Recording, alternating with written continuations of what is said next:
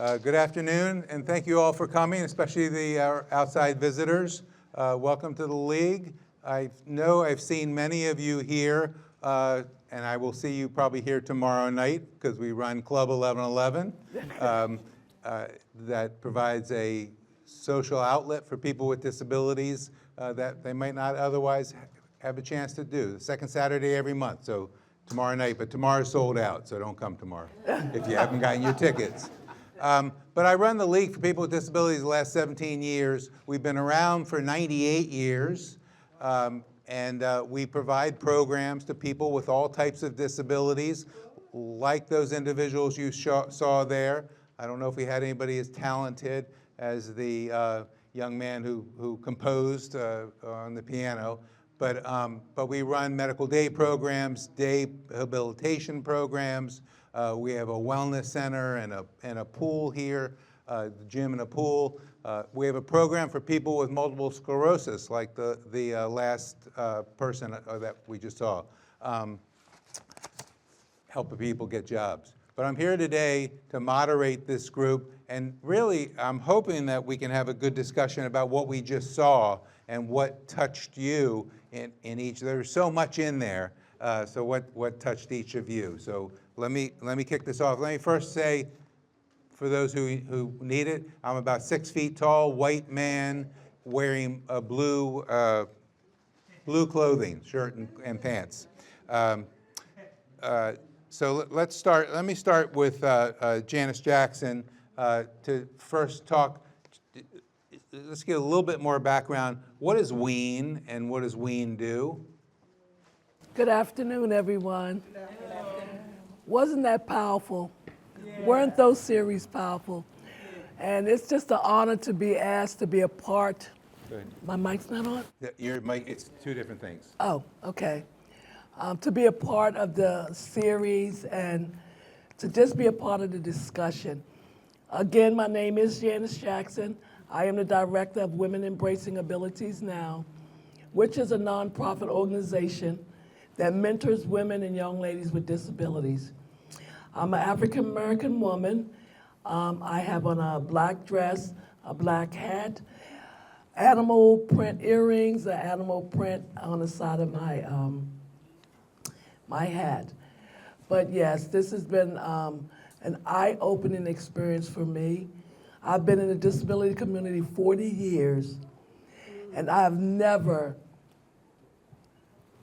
got the opportunity to hear or to get to know these renaissance that we saw today. So thank you for having me.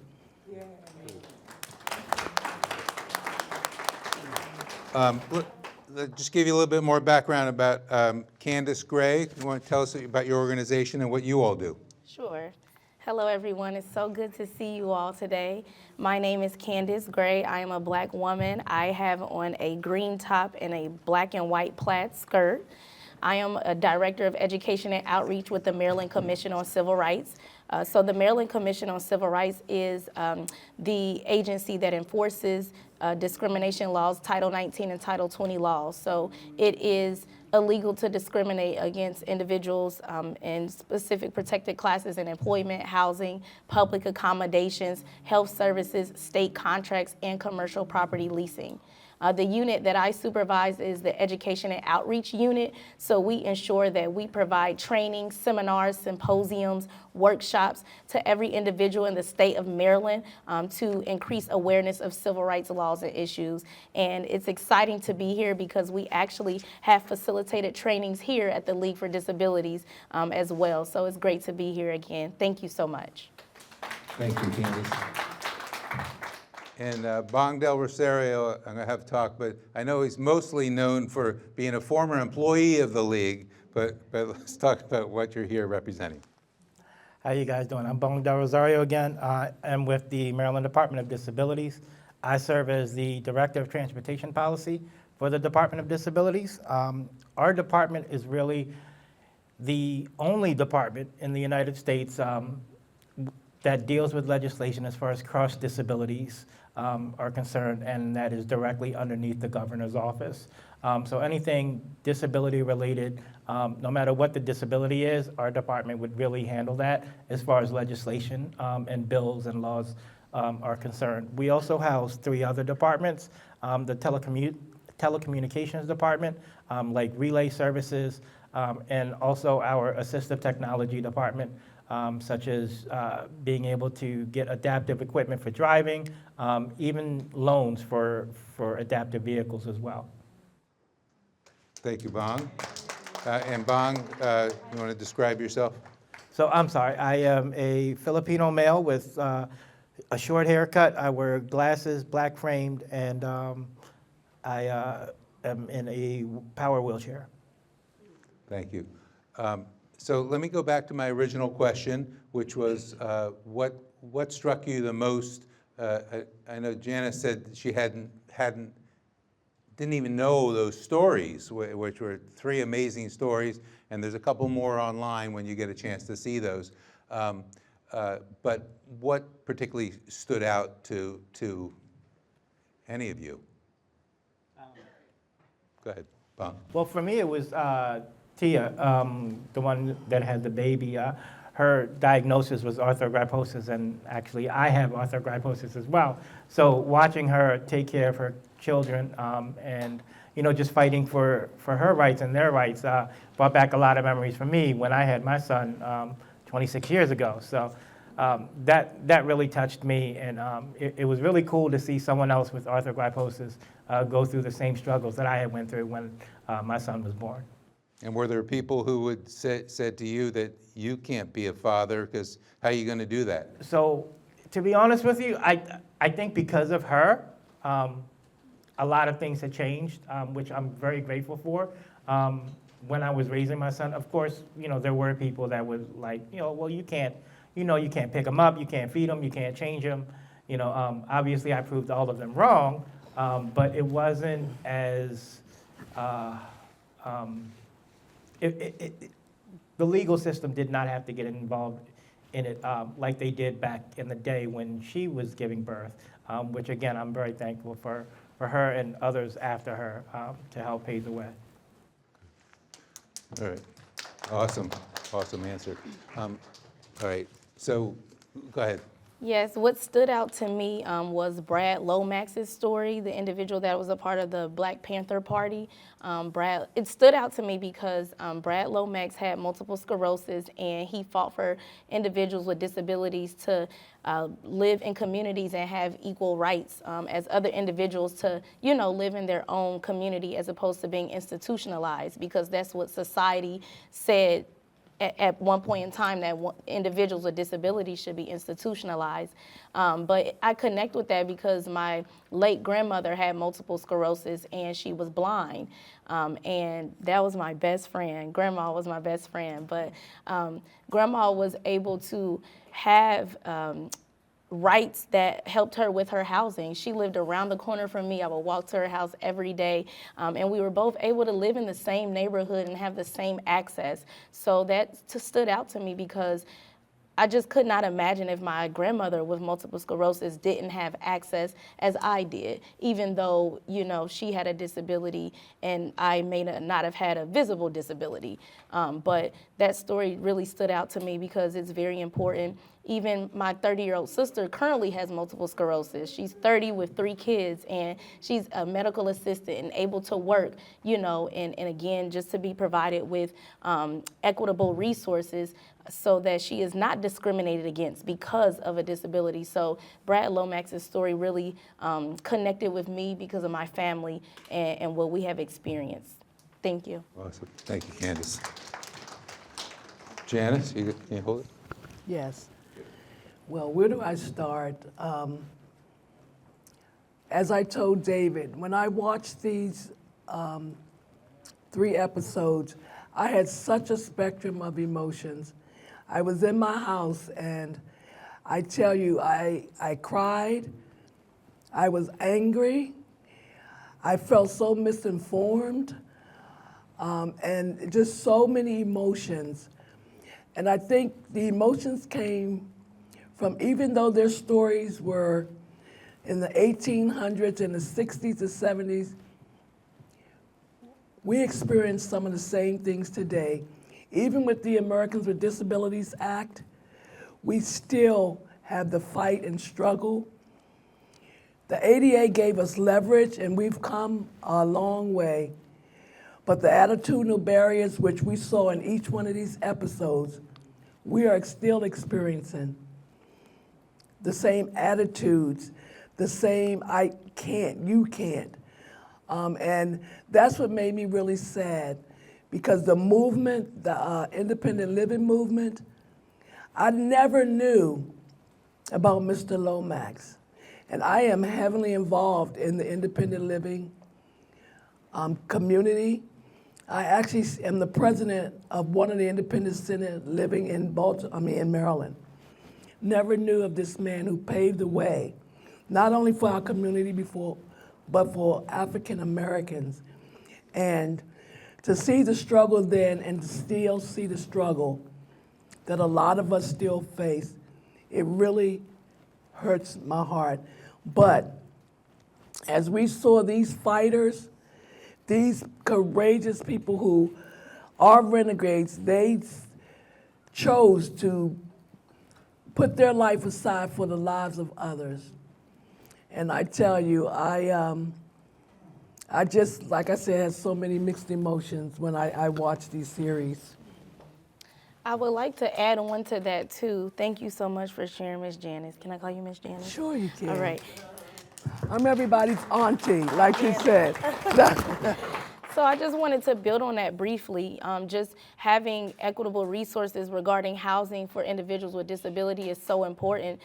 You know, it is illegal to discriminate against individuals with disability regarding fair housing. And even with that being stated, sometimes individuals with disabilities may receive source of income from the government. And there are certain landlords or, you know, individuals that are renters, and they may discriminate against individuals because of source of income or disability. So conversations like this are so important so that everyone can know that it is illegal to discriminate because of a disability and also source of income, as long as it is a legal source of income. So it's just so important for us to continue these conversations and really bring awareness to our laws and rights, just to reiterate for everyone. And just because it's illegal doesn't mean it doesn't happen anymore. Exactly. Right? That we wouldn't have racial issues if the Civil Rights Act had fixed everything. Yeah. So I want to open this up and hear from some others. Who was touched particularly by what they saw today in these vignettes? Go ahead, Erica. I was touched about awareness, because I was thinking about doing awareness and validation for, you know, the medical abuse, and stuff like that. And I was ready to work on it.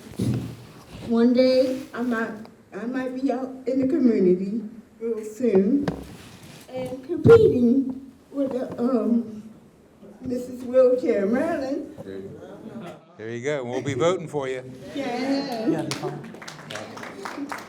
So, watch out for me. I'm coming next. Erica Conway right here.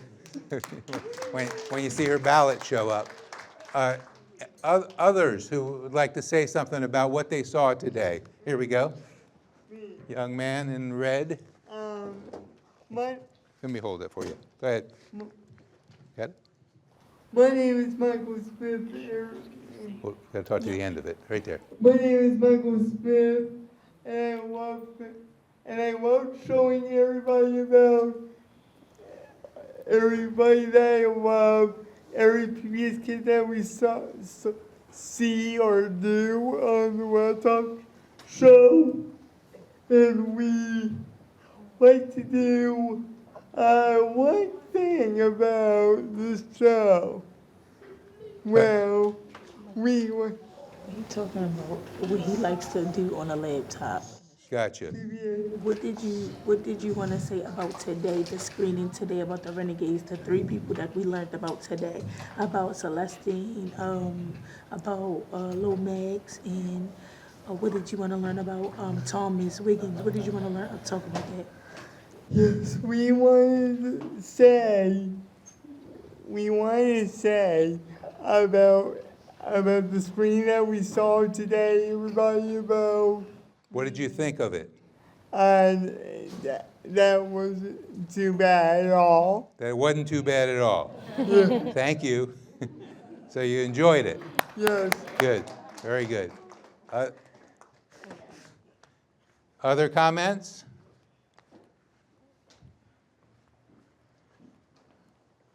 You gonna say something? All right. Let's hear it, Antonio. Oh,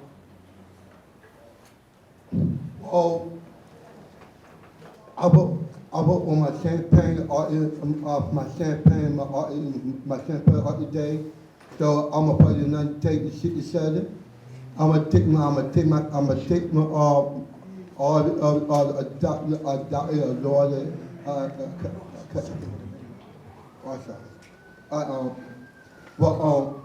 I need time for the champagne. So I'm playing on a radio.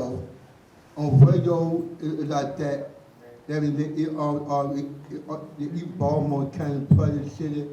When I'm playing Shannon Auburn cut today. So I'm playing I work with the champagne all day. I work with my company on the radio. My grandfather, I want to take my shin type. Oh yeah, Okay. about that. But that's my birthday about that. Okay, I know. Yeah, go ahead. Thank you, Antonio. Good afternoon, everyone. Yeah. I'm Desmond Gale, Therapeutic Recreation Manager here at the League for People with Disabilities Medical Day Program. Thomas Wiggins' story definitely hit me. I did music for 20 years of my life. I've been here at the League for 17 years, been an advocate for civil rights for 25 years. So that really, really touched me. I mean, all the videos touched me, but just seeing what he had to go through, that he was so talented and he didn't even have the right to his own music, the right to be able to do what he wanted to do, didn't have the right to his own funds, how they basically took advantage of him. I mean, it just shows that, you know, our history here is not what is always taught to us. And even now, we are still fighting for those things. And a lot of times people think that, you know, we live in a country that's perfect, that is great, that is, you know, so many different things. But a lot of times we don't hear about, you know, the struggles of people, especially marginalized people, especially people with disabilities, people of minorities and women and so on and so forth. It's just sad to see that we're still fighting so hard for it, and it's something that should have already been promised to us to begin with. So, I mean, each one of these videos have touched me, so I definitely want to say that we still got some fighting to do, but I'm glad we're able to do events like this where we can actually learn about these individuals that a lot of us we didn't even know about. And so that's important for us to really be able to get and understand and learn about. So. Thank you, Desmond. Really good. David, I have a comment. Yes. Janice? Yes, Desmond brought up a real important issue. A lot of time when people look at our community, they just see our disabilities, but they don't see the intersectionality of each one of us. We come with so many other identities. As a person with a disability, my identity, I'm also a woman. I'm also a black woman. So all of these identities intersect. And a lot of times people try to deal with just one part of who we are. But our disability does not define who we are. And sometimes people get the word equality and equity, they intertwine them, but they're so different. You know, we want to be treated equal, but equity is so different. Because of our different identities, each one of those has different needs. Each one of our identities have different circumstances. And if you don't deal with each one of them, you're not dealing with the whole person. So, you know, and I tell everyone this, your disability does not define who you are. Society may, but it doesn't. And as we saw today, physical limitations are just a little part of what we can do. Good, thank you. Candace, I wanted to ask you about the kind of intersection between, we're talking a lot about disabilities, but you work a lot in civil rights, and I always felt like disabilities is a civil right, but I think there's kind of separate definitions between civil rights and disability rights. So I didn't know if you can speak to that. Yes, so thank you for that question. Disability rights and civil rights do go hand in hand. Again, it is illegal to discriminate against individuals with disabilities in Maryland Commission on Civil Rights jurisdictions in employment, housing, public accommodations, state contracts, health services, and commercial property leasing. I say that because those are the jurisdictions of the Maryland Commission on Civil Rights, and disability is one of the protected classes. So they do go hand in hand and they do intersect because civil rights are human rights. You know, so outside of what that right is, whether the protected class is disability or race or gender, it's still a human right. So it is so important for us to take that into consideration, you know, just of the human rights. And something that Ms. Janice said made me think about how a lot of the situations and barriers that we experience in our community, such as disability or, again, race, gender, are systemic. You know, a lot of these barriers were put in place from the original Constitution, which is a whole nother story. But, you know, that Constitution and the origin of that, of America and where it started, already created a barrier for us. And I say us being in a marginalized communities as a Black woman as well. So again, civil rights and disability rights go hand in hand because they are part of human rights. And it is imperative, even representing the Maryland Commission on Civil Rights, to ensure that everyone knows that we advocate for human rights as well. Hang on to that, Mike. I want to ask Bong a question, just specific about transportation. I was not aware till I think I started working here that the public bus system, at least in Baltimore, I think they all accommodate wheelchairs, that you can pull up and you can get on them, and you don't have to be on mobility. I was not aware of that as a person who doesn't use a wheelchair. But I'm sure it was not always that way, and it's due to the ADA and all that things like that are happening. But I don't know if you can talk about other improvements that have occurred over the last 20 years in the transportation realm, which is something I can tell you that transportation is so important to people who can't transport themselves, who are relying on a public system. Yeah, you're right, David. At least probably somewhere between the 80s and 90s, not all of the public transportation buses that you see on the roads were all accessible. As a matter of fact, you would actually have to call them at the 539-5000 number and request that particular bus would be accessible, handicap accessible. But since the 2000s and going till now, every single bus that is out there does have wheelchair accessibility, does have the feature of the ramp and the tie downs if you need to tie down the wheelchair as well. So it is quite possible if you're able to get to a bus stop and you do have a physical disability that you are able to ride the public transportation. And as far as advancements are concerned, there are so many different advancements. Here in Maryland, one of the biggest advancements that have come are accessible shared ride services. Unfortunately, it's not available everywhere in Maryland, but but there are portions of Maryland that do offer shared ride services. For example, Uber, wheelchair accessible vehicles, they are available in the Montgomery, Prince George's County, and Washington, D.C. area, and even Alexandria, Virginia.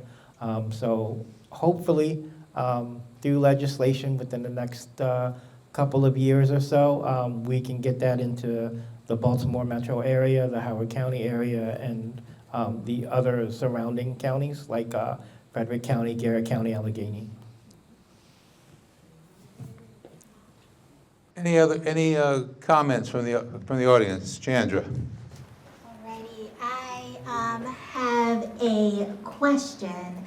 So I was shocked to see that disability is a right to take somebody's child, and I can't remember the specific statistics, but that raises an important question. How do we ensure that systems like child welfare understand and respect the abilities of parents with disabilities? And what changes need to be made in policies to better support these families?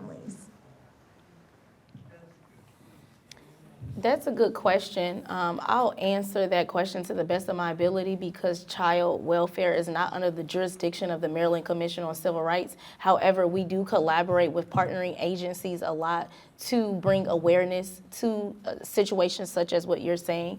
I do know that when it comes to organizations violating one's rights, one of the main components is for them to be educated. So the staff that work at these facilities and the CEOs and all the employers need to be educated so that they know, I'm not able to do this, or I'm violating someone's civil rights. So, and not to be biased because I'm in education and outreach, but education is so important. A lot of individuals, our rights are violated because people don't know what the rights are and that they're violating them. And sometimes if you don't know your own rights, you can't advocate for yourself. So my response is just ensuring that bringing awareness and education of what the civil rights are to these facilities is what's important, and also holding councilmen and women and senators and delegates accountable. A lot of individuals in different counties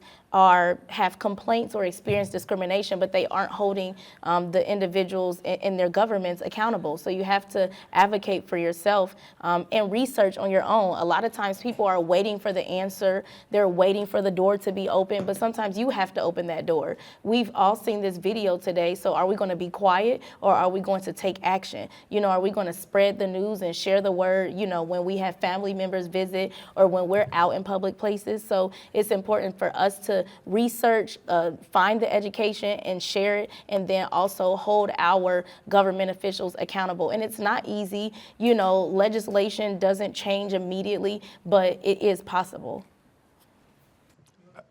Janice says thing while she's handing it over. I was shocked to see the statistic up there that 47 states, it's still okay to take a parent, to take a child away from a parent, but just because they have a disability. Wow. So. Without even recognizing that mental capacity is important. They didn't even see that regardless of, physical appearance or what it may be, that, just having the motivation to do something in the mental capacity outweighs the physical limitations.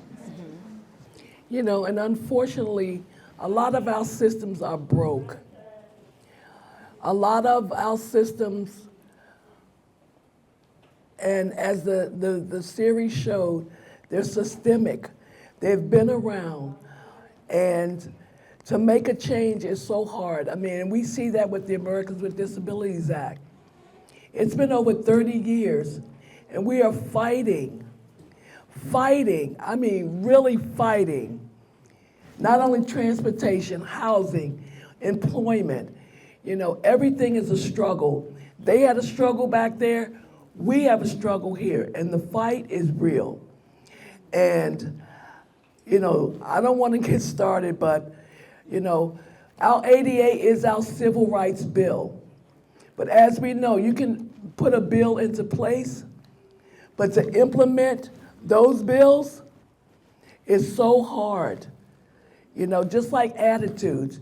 You can build a curb cut, but you can't change people's attitudes. And the attitudinal barriers that our community faces, they were back then, They're now, and as a community, as you said, Ken, if we don't speak up, if we're not advocates for our community, it'll just be history repeating itself. And that's why I dedicated my life as Mr. Womack to breaking down these barriers, and each one can reach one. And as I said before, I've been in this 40 years, and my program mentors, and that's just to educate the next woman and the next person about their voice. If you don't have a voice, we're your voice, and that's why MPT, this series was so life-changing to me, and I hope it gets out there and you guys continue to educate, our community and others about living with disabilities. I think self-advocacy is so important, and to those of us without disabilities, seeing that is just so impactful. It's impactful. You're seeing it as a person with disabilities. I'm seeing it as a person without disabilities, and I'm just floored by what these individuals have accomplished and the role models they are. And I only ever heard until more recently negative stories about Black Panthers. You never hear the positive stories about Black Panthers, and that was amazing. And I knew that was going on, but there was never discussion of it. It'd be a little side note, but that was probably, if I were a Black Panther back then, that was probably the main thing. Wasn't the protest, was more the helping the community. Absolutely. But that's not the image. It's kind of The propaganda. right. Yes. Right. Were you gonna say something again? Yeah, I wanted to add to that. So I have mostly heard good things about how the Black Panther movement helped the community. So when I saw that, I was like, wait a minute, military. So that was just kind of opposite of what I've always learned and been taught. However, Ms. Janice mentioned how, we can have a law in place, but that doesn't mean a change will happen immediately. And I think that is so important because a lot of organizations mention diversity, equity, and inclusion to sound like they're doing the part, but we really need to have substantive changes. So it's important that as we all in this room advocate, that we have data to show the changes that are being made. At the Maryland Commission on Civil Rights, our building is downtown Baltimore City, and there's a program for individuals with disabilities to be hired and work. So we see the data. We have these changes that we are seeing being implemented. So it's so important just for us to take action, because we can have these conversations over and over. Thank you for being here today. We can have these conversations over and over without change, and then it becomes pointless. So it's important for us to, truly take action. Thank you. We're running short on time, so I didn't know if anybody wants to make any final comments. Anybody want to be on TV? Say something? You want to say something?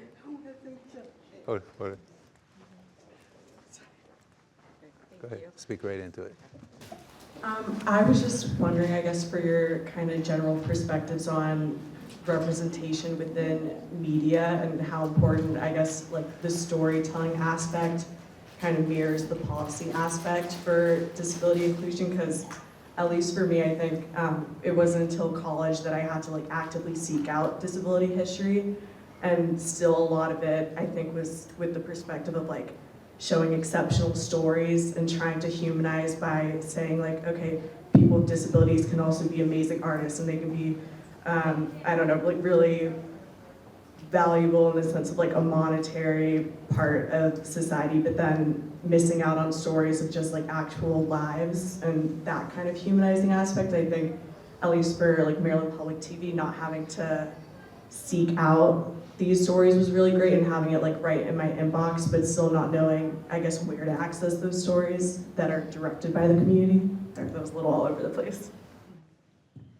Well, I'll share that. Come here any day, and you'll meet a couple hundred amazing individuals that are just living their lives in many, many different ways. Come here tomorrow night. There'll be 500 people here having an amazing time, just getting their groove on.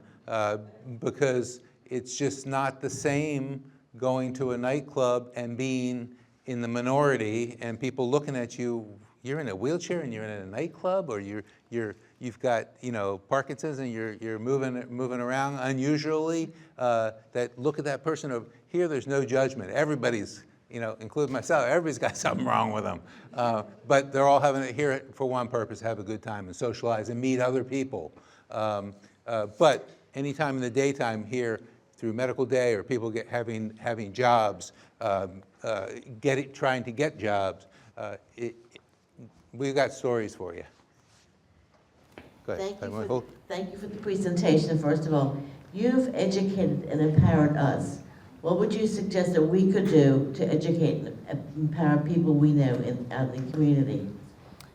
I would like to answer that. I would like to address the statement that was just made about representation. I think that is a valid point you make, because even at the Maryland Commission on Civil Rights, we have trainings around disability and awareness, LGBTQIA, housing discrimination, and a lot of individuals request, for example, with our LGBTQIA trainings, individuals are like, hey, I would love to be trained by someone who is in the community. And we do have a trans staff person that is open to facilitating trainings with us when we do facilitate those trainings. So that representation is important. Even during our galas, it's important for us to have representation of all of our protected classes. And throughout our times of collaborating with organizations, we make sure we collaborate with each protected class, because that representation is important. So I did want to acknowledge that. To your question, thank you for your question. I'll add to that also. Regarding just informing other individuals, I am in charge of social media at work, so I'm always saying like, hey, if everyone here could even make a video and post it, put it on YouTube, or even having events where you're inviting outside resources, such as how we're doing today. David just invited us for the night event tomorrow night, woo woo. So I think that is very important. Just even if there's a newsletter that can be sent out, just different forms of communication. I know with MCCR, we're on social media. We also send out packages to our teammates and our partners in Western Maryland, Southern Maryland, the Eastern Shore. So just communicating, via social media and also mailing out information, I think is a great start. And also, Terry, just living and sharing our lived experiences. We can tell our story better than anyone, so that's why empowering people with disabilities to exercise their voice, let people know, because if we don't tell them and we don't educate them and they get it secondhand, they're not getting the truth. So that's why, and I keep harping on mentoring, and training people to exercise their voice and tell their lived experience and live in their truth. In our group, Terry's in my organization, our women are proud to have disabilities because they don't define who we are as women. So live in your truth. Janice, I'm going to add, and let Bong make a final comment, but one of the things is hire people with disabilities. Having people with disabilities on your workforce normalizes disabilities. It's not Bong with a because Bong was a former employee here, Bong with a disability who's in HR. No, it's go to Bong, he's going to get you the employment application and do whatever he did. We've got many people with disabilities who work here. And you can't tell, are they working here or are they a participant here, because everybody's having so much fun. Yes. Yeah, no, you're right. But also going back to what you had mentioned about representation. So, fun fact, I've been disabled my whole entire life. Prior to 2016, I really wasn't involved in the disability community. However, I did a couple of documentaries for the University of Maryland that had a section called Video Press.